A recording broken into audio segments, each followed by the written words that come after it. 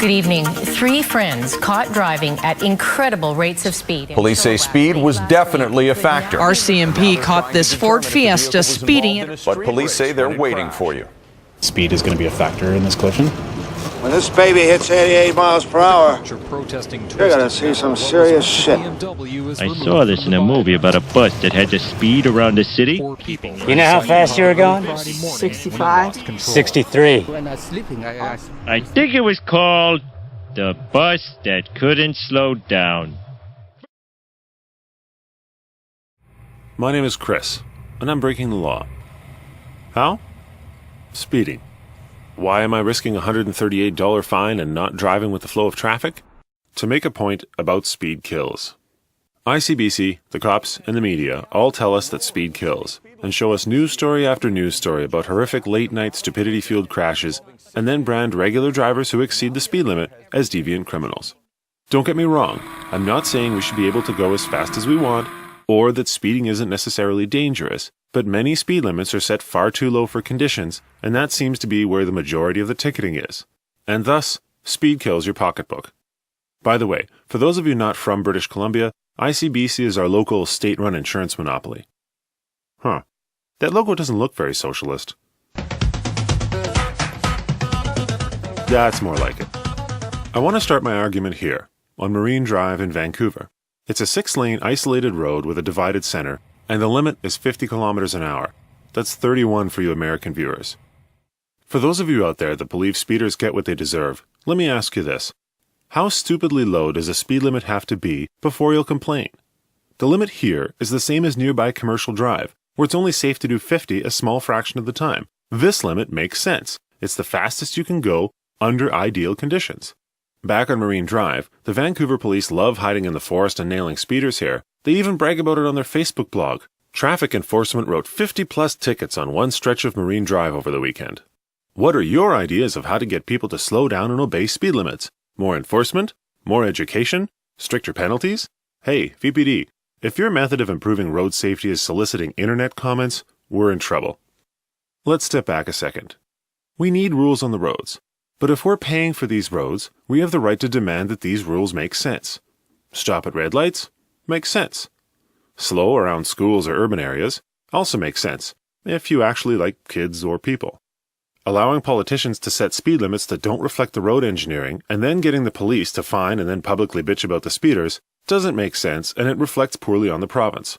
Canada has some of the lowest highway speed limits of the industrialized world, and I want to be clear, I'm ranting about highways, roads with no pedestrians, intersections, etc. If you compare us to Germany, bear with me, where they have no speed limits on large portions of their highways, our vehicle fatality rate is over double per capita, almost double per 100,000 vehicles, and about 20% higher per billion vehicle miles traveled. I know what you're going to say, the Germans have more training, better cars, blah blah blah, and you might be right. But why don't we concentrate on that instead of lowering speed limits and fining people? The Germans don't have speed kills, possibly because the German word for speeding is so long that it won't fit on the screen of a German newscast. The German road safety program is called Runter vom Gas, which literally translates to down from the gas. I'll assume this isn't a fart joke or a Hitler reference, though with the Germans you're never quite sure. Their campaign targets all types of bad driving, and the only mention of inappropriate speed I could find is buried. My argument rests on 2 points. Point 1. The roads are safest when everyone's traveling at the same speed and in the same direction and paying attention. Point 2. This is from a report on BC speed limits prepared for the BC Ministry of Transportation by 2, probably not PE teachers, and whatever an EIT is. The majority of motorists drive at a speed they consider reasonable and safe for road, traffic, and environmental conditions. Posted limits, which are set higher or lower than dictated by roadway and traffic conditions, are ignored by the majority of motorists. This relates to something called the Solomon Curve, which basically says that if traffic's flowing at a certain speed, the farther from the average a vehicle is traveling, the more dangerous it is. So, if the speed limit is below the upper limit of the safe majority, the people who do the speed limit become hazards to themselves and others. Or, in other words, Have you ever noticed when you're driving that anyone who's driving slower than you is an idiot? And anyone driving faster than you is a maniac! When speed limits are too low, you get a lot of tension on the road. For example, the passing lane.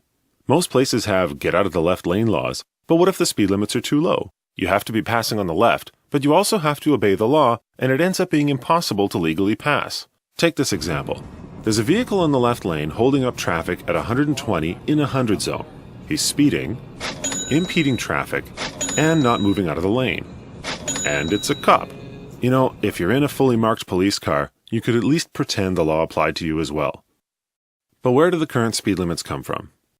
Speed limits in North America were mostly set back in the day when cars had terrible handling, braking, and fuel mileage and really liked to explode. But even though modern cars are much safer, speed limits generally haven't changed, and many are even lower. Why? As it turns out, governments and insurance companies make money from traffic fines. A lot of money, and they've gotten quite used to it over time. Also, no matter where you raise a speed limit, you'll have people like this. Won't somebody please think of the children? As an example, in Winnipeg, the engineers went to the city and said, hey look, you should raise the speed limit along whatever stretch of road. And the city took the recommendation off their website, ignored it, and continued ticketing people. Still think speeders deserve what they get? There are two parties other than the government to blame here, the police and the media. Let's start with the fuzz. If you actually want people to slow down, well, let's let Simon Baker explain it. Speed traps, legalized extortion. You want people to slow down? Park out in the open, where they can see you. But no, you lay in wait like thieves in the night. You will pay the ticket today. I'm not going to pay it. Jane, I'm not paying it. Extortionist. But when the cops are visible, people do slow down, but you don't make any money. Foster, how many tickets did you issue last week?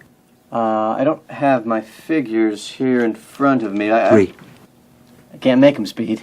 Try hiding. And grow a goddamn mustache, why don't you? Hey, I haven't shaved in 2 weeks. Now, the media. The media can screw things up two ways here. First, they just automatically blame speed, and second, they get facts wrong. For example, if you have a story that contains... At this point, we are not ruling out either alcohol or speed as factors. You can't start your newscast with... The deadly result of 4 young men in a car going too fast. Abbotsford police are trying to determine if alcohol was also involved. You do realize we can rewind TV now, right? And where did you get it as fact that they were going too fast? Are you sure it was... The police? Are you sure it wasn't nothing? Oh, yeah. Next story. The Lions Gate was closed for 7 hours when a speeding car spun out of control and slammed into a transit bus. Brian Coxford has more. Curb lane 75, center lane white car 88. That's our record. 91. Everybody's been speeding. We haven't seen a single person that was doing the speed limit here. Police radar couldn't track any drivers except a bus that were doing the speed limit. Okay, let me stop you right there. I assume that in order to be a traffic cop and a reporter, you need to be able to both count and read at the same time consistently. So, when you point us to a yellow sign, you have to know that yellow signs are advisory speeds in higher speed limit areas. Speed limits are white, like this one seen here a few seconds earlier in your story. Now, excessive speed in BC is more than 40 over the limit, and this sign says 60. So when Sergeant Krumsky says 91, so that's an excessive there. He could get towed for 7 days, impounded for 7 days, and a $368 fine for that. It says several things. 1, it looks like he would have illegally seized someone's car. Even if the limit is 50, your true speed laser unit isn't accurate enough for you to be sure he was excessively speeding, so you'd be charging him with something that you're not sure he's guilty of. And it's situations like this that are the #1 argument against immediate roadside impoundments. 2, nobody who worked on this story paid any attention to the facts. 3, the cops are likening the ordinary safe actions of everyday drivers, like this guy doing 69, giggity giggity, with the one idiot that loses control at night and slams into a bus. And the media are perfectly happy to parrot that narrative without doing a shred of investigative journalism or fact-checking on their own. What's worse, the cop's narrative at the end now just looks terribly contrived. You show up on a Sunday morning to tell them that their 18-year-old son is dead. Something of that sort. I've done that, and it rips your heart out. You never forget it. Yes, Sergeant Kraviansky, if you only ticketed more afternoon commuters, those stupidity-induced teenage late-night fatalities wouldn't have happened. So how do you make roads safer? Well, let's go back to the report. The normally careful and competent actions of a reasonable person should be considered legal. Thank you, Captain Obvious. A speed limit should seem too fast for a majority of users, or it is not a maximum limit. Good, I'm learning. A speed limit should be set so that the majority of motorists observe it voluntarily, and enforcement can be directed to the minority of offenders. Hey, you didn't know that? Yeah, you didn't know that? Generally, the posted limit should be set near the 85th percentile speed. I think he's talking to you. Let's check out the 85th percentile back at our 50 zone. I asked the Vancouver police if I could borrow one of their wallet zappers, and they politely told me to f*** off. So I placed 2 cameras 2 seconds at 50 kilometers an hour apart and got an attractive volunteer to drive her car at exactly the speed limit to double check. Now, by judging the time it takes for a vehicle to go through, you can get their speed. So, you sit there for a while, crunch some numbers, and get a curve that looks like this. The limit is 50, the 85th percentile is 79, and nobody, and I mean nobody, did anywhere near the speed limit. So why is the limit 50? And why are you all thinking I have too much time on my hands? You can argue that this might be a dangerous section of road and the city wants people to slow down, but if you look at ICBC's crash statistics since 2008, this is one of the least dangerous places in Vancouver to drive. Also, crashes have been going down in both the Lower Mainland and all of BC over the last 5 years. Fatal crashes in the Lower Mainland are down by half over a similar period of time. ICBC would argue that it's because of their road safety campaign, but the roads have been getting consistently safer in the industrialized world over the last 100 years. Since they started keeping track, vehicle fatalities in the US per 100 million miles traveled have decreased from 24 in 1921 to 5 in 1960 to around 1 today. 100 million miles is enough to drive 40 kilometers to and from work for the next 8,000 years, which is about how long it takes to earn back the average arts degree. Even in Germany, the fatalities have dropped 70% since the 1990s. Though, that might be because the Germans are no longer constantly daydreaming of David Hasselhoff. It's like a car crash. You just can't turn away. Anyway, it gets worse when you compare this stretch of road to a chunk nearby in Burnaby that's almost identical, with similarly few accidents, but the limit here is 70, and the police in Burnaby don't whine on Facebook about speeders. I'm not saying that nobody along Marine Drive deserves speeding tickets, since the few people the VPD clocked doing over 100k an hour are nowhere near traffic speed, but this whole speed kills mantra that's being shoved down our throats is, to quote Jeff Goldblum, "That is one big pile of shit." So what happens when you increase speed limits? If you believe the Helen Lovejoys of the world, it'll look like this. Well, listen to this guy, who's either an actual cop or a really disappointing stag-ed attraction. Speed limits improve safety. In some cases, after careful analysis, raising the speed limit is the safest thing to do. Well, we have analysis. If you look at the 1997 Parker study, where they raised or lowered various speed limits all across the US and then sampled 1.6 million cars, vehicle speeds really didn't change much. But here's the kicker. Crashes went up where the limit went down, and crashes went down where the limit went up. You heard that right. Higher limits meant fewer crashes.